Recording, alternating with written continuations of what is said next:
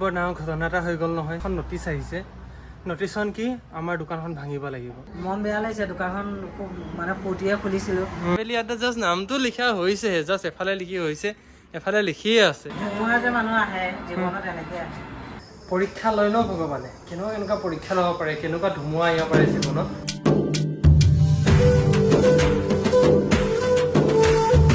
Hello' everyone, welcome back to my এটা long blog. আজি আমাৰ দোকানৰ নামাকৰণ হ'ব, মানে আজি দোকানৰ নাম লিখিবলৈ মানুহ আহিছে। নামটো কি ডিচাইড কৰিলোঁ আপোনাক দেখাই আছোঁ, আৰু দোকানখন কেতিয়ালৈ ফাইনেলি ৰিলিজ হ'ব সেইটো কওঁ। যে বহুতে মোক কমেণ্টত সুধি আছিলে যে দোকানখন কেতিয়ালৈ মানে ৰেডি কৰিবা, আমি যাম। চ' সেই দোকানখনৰ কথাও কৈ আছোঁ, কেতিয়ালৈ মানে সকলো ফিক্স হৈ যাব আৰু মানে খোলা হ'ব অপেনলি। এখন দোকান খোলা মানে বৰ সহজ কথা নহয়, তাৰ কাৰণে যথেষ্ট সময় লাগে, এটা সৰু সুৰা ডিটেইল মেইনটেইন কৰিব লাগে। যিহেতু ফাষ্টফুডৰ দোকান খোলা হৈছে, সেইকাৰণে নামটো অলপ ধুনীয়াছে ৰখা হৈছে। বহুতে কমেণ্ট ছেকশ্যনত ক'লে, ভণ্টিও ক'লে দুই এটা নাম। তাৰপিছত এটা নাম ছাজেষ্ট কৰিলোঁ। নামটো আপোনাক কেনেকুৱা লাগিছে ক'ব। নামটো আমাৰ খুৰা এজনে লিখিবলৈ আহিছে, শুইয়া চাব পাৰে। নামটো দেখাই আছোঁ। খুৰা অকণ ভিডিঅ' কৰি আছোঁ।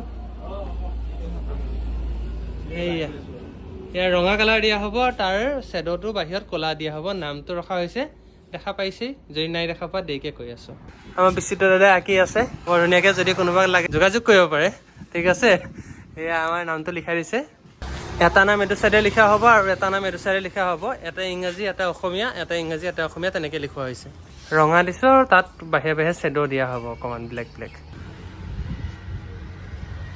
গাইছ আমাৰ ভণ্টি আহিছে লেটেকু খাই খাই।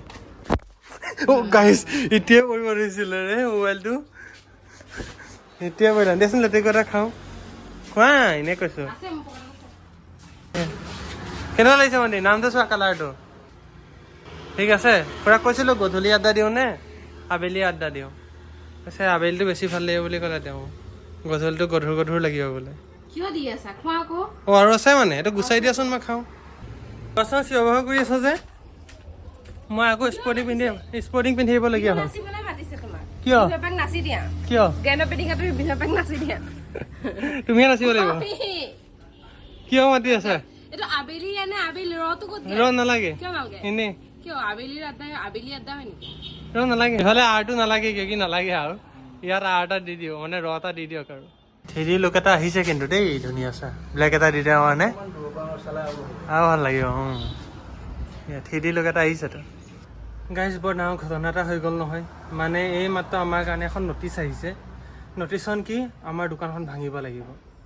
জাষ্ট আজি নাম লিখিবলৈ লৈছিলোঁহে, নামটো জাষ্ট ডিচাইড হৈছিলেহে আবেলি আড্ডা। দোকানক খুলিবই পৰা নাই। মোৰ প্ৰায় আধাখিনি পুঁজি তাত লগোৱা হৈছিলে, কিন্তু দোকানখন এতিয়া বোলে ভাঙি দিব লাগিব। কেনেকুৱা ভিতৰত হৈছে ন মোৰ, একদম মই ক'ব পৰা নাই। ৰ'ব গোটেই কথাষাৰ কৈ আছোঁ, মই লৈ গৈ আছোঁ। মা দেউতাহঁতৰ মন চন বহুত বেয়া। কাৰণটো এইটোৱে যে দোকানখন ভাঙি দিব লাগিব বোলে। এইমাত্ৰ নটিচ আহিছে। কাৰণটো কি জানে? কাৰণটো হৈছে এই তাঁৰডাল মানে কি? এই তাঁৰডালৰ মানে এইখনৰ লাইনৰ খুঁটা বুলি ধৰা যায়। লাইনৰ খুঁটা মানে ভিতৰত দোকান হ'ব লাগিব, মানে বাহিৰত হ'ব নোৱাৰিব।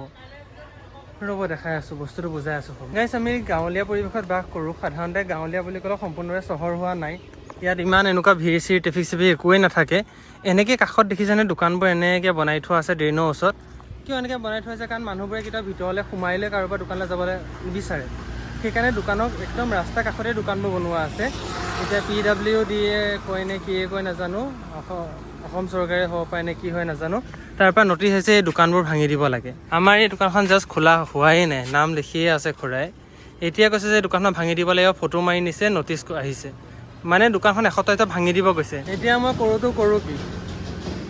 মানে আমাৰো ভুল হ'ল। আমি হয়তো এই তাঁৰৰ পাছফালে বনাব লাগিছিলে, কিন্তু মানে পিছফালে হ'লে মানুহে বৰ খাবলৈ এনেকৈ সোমাই নাযায় ভিতৰলৈ। ৰাস্তাৰ ওচৰতে ফাষ্টফুডৰ দোকানবোৰ দেখিয়ে দেখোঁ, ৰাস্তাৰ ওচৰত হয়, গালিত হয়। আমাৰ এনেকুৱাত আকৌ এনেকুৱাও নহয় যে ইয়াত বহুত ট্ৰেফিক থাকে, ট্ৰেফিকো নাথাকে। মহানগৰত কৰিছে কথাষাৰ গম পাওঁ, কাৰণ মহানগৰ হৈছে এনেকুৱা এটা ঠাই য'ত মানে ভিৰ ট্ৰেফিক বহুত থাকে। কিন্তু আমাৰ এনেকুৱা ট্ৰেফিক বোলে একো বস্তু নাই। এতিয়া নটিচ আহিছে ভাঙি দিব লাগে এসপ্তাহৰ ভিতৰতে। এতিয়া ইমান কষ্ট, ইমান পুঁজি, ইমান দিনৰ পৰা দোকানখন বনাই আছোঁ, এতিয়া ভাঙি দিওঁ কেনেকৈ নিজৰ হাতেৰে? নহ'লে আকৌ এনেকুৱা যদি হয় জেচিবি আহি যদি ভাঙি দিয়ে, তেতিয়াহ'লে গোটেই বস্তু লোকচান হৈ যাব। নিজে বুজি পোৱা নাই যে কৰোঁ কি। একদম আহিছে খবৰ, একদম মাথা চাথা গৰম হৈ গৈছেগৈ। মা দেউতাহঁতৰ অৱস্থা বহুত বেয়া, মন চন চবেই টেনশ্যনত পৰি আছে, উপায় নাই। আনকি খুৰাৰো মন বেয়া হৈ গৈছে, উপায় নাই। অঁ মই ভিডিঅ' বনাই আছোঁ ভাই, মই ভিডিঅ' বনামেই, মই ভিডিঅ' বনাই আছোঁ। অঁ ভিডিঅ' বনাই, মই বেয়াকৈ একো কোৱা নাই, আমাৰে ভুল। আমি এই খুটাটো পিছফালে বনাব লাগিছিলে, এই খুটাত দেখিছে, খুটাটো পিছফালে বনাব লাগিছিলে, কিন্তু পিছফালে কোনো মানুহে গ'লে খাবই নিবিচাৰে, সেইকাৰণে আমি আগত বনাইছিলোঁ। মেইন কথাটো সেইটোৱেই, দিবতো হ'ব লাগে, নটিচ দিলেতো চবকে দিব, সেইটো কোৱা নাই। কিন্তু এই খুৰাজনৰ দেখিছে পকা দোকান, আৰু আমাৰখনো বনাইছিলোঁ যে চলিব বুলি, কাৰণ ভিতৰত আমি বনাব পাৰিলোঁ, কিন্তু ভিতৰত মানুহে সোমাই নাখায়, আমি আগতে নটিচ কৰিছোঁ তেনেকুৱা, সেইকাৰণে আমি আগত উলিয়াই বনাইছিলোঁ যে উপায় নাই। কিন্তু ড্ৰেইন এইটো চাব পাৰে, ড্ৰেইনৰ পাছতেই প্ৰায় 4 ফুটমানৰ পাছতহে আমি দোকান খুলিছোঁ, কিন্তু উপায় নাই, এতিয়া যদি ভাঙিবলৈ নেদেখে ভাঙিবতো লাগিবই। হা কিবা ক'বা, মন চন কেনেকুৱা লাগিছে? মন বেয়া লাগিছে, দোকানখন খুব মানে ফূৰ্তিয়ে খুলিছিলোঁ, খুলিম বুলি ভাবিছিলোঁ, আৰু কেইদিনমানৰ পিছত এতিয়া দোকান ভঙা অৰ্ডাৰ আহিলে, এতিয়া কি কৰিম আৰু, ভাঙিবতো লাগিবই। আমাৰ দেউতাও মন চন বেয়া হৈ গৈছে, মাথাত টেনশ্যন আহি গৈছে, আনকি খুৰাও টেনশ্যন কৰিছে। এটা আবেলি নামটো লিখি আছে, আবেলি ইয়াতে জাষ্ট নামটো লিখা হৈছেহে, জাষ্ট এফালে লিখি হৈছে, এফালে লিখিয়ে আছে। হা হা ভণ্টি,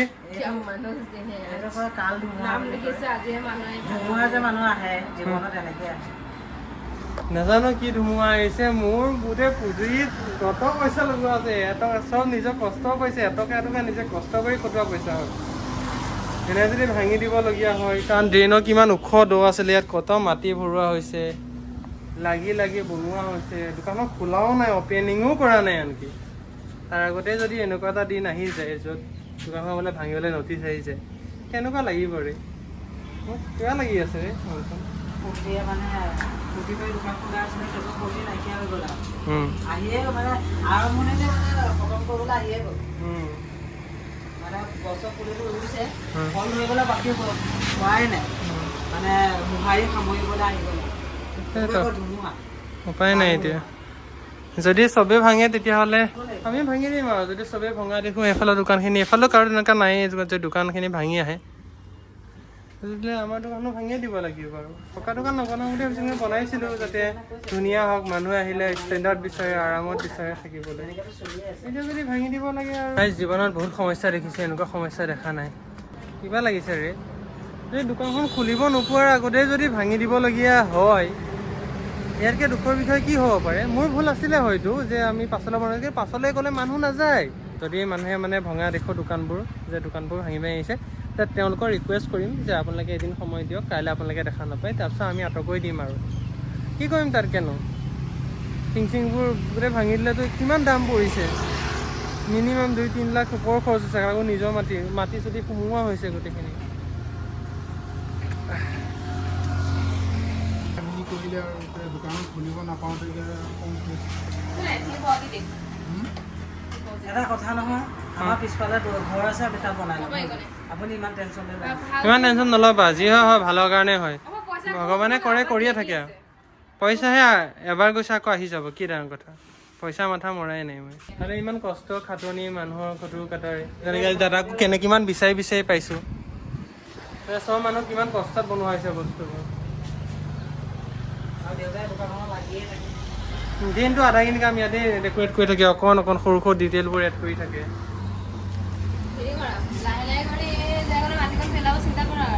আচলতে মাটিকণ পেলাব লাগিব এসপ্তাহৰ ভিতৰতে, ইয়াক আগবঢ়াব লাগিব অলপ। আমি এয়াতো আমাৰ নিজৰ মাটি, এইটো হৈছে আমাৰ লাইটৰ পষ্টটো, ইয়াৰ ভিতৰতো চব আমাৰ নিজৰ মাটিয়ে হয়। চ' এইখনকে ভাঙি লৈ মেলি ইয়াতে বনাব লাগিব আৰু, তাৰপাছতো উপায় নাই, ইয়াতে সোমাব লাগিব। এতিয়া ইয়াৰ পৰা জইন কৰি লৈ মেলি ইয়াতে বনাব লাগিব, এইটো ৰুমতে, ইমান টিউশ্যন ৰুমৰ ছাইডতে হ'ব আৰু। কি হ'ব হ'ব, মুঠতে মোৰ মাথা চাথা কাম কৰা নাই, চবৰে দোকান ভাঙিব বাৰু, আমাৰ যেনে ভাঙিলে বেলেগৰ ভাঙিব, কিন্তু কি কৰিম আৰু, দেখা যাব, সময়ে ক'ব। তুষাৰ দা কি খবৰ? গাইজ অকণ মন চন বেয়া লাগি আছে, অকণ ওলাই যাওঁ অকণমান, এনেই তুষাৰ আহিছে, অকণ টাইম ফুৰি আহোঁ নে কি কয় ভণ্টি? আজি দিনটো যিটো প্ৰেছাৰত গৈছে নহয়, মোৰ মাথা চাথা বিষাই আছে, শুই আছোঁ 2-3 ঘণ্টা। এটা গ্ৰুপ টিউশ্যন নামাতিলোৱে, এটা গ্ৰুপ কৰালোঁ যেন তেনে, খালি ঘৰৰ মানুহৰ মন চন চবৰে বেয়া আৰু।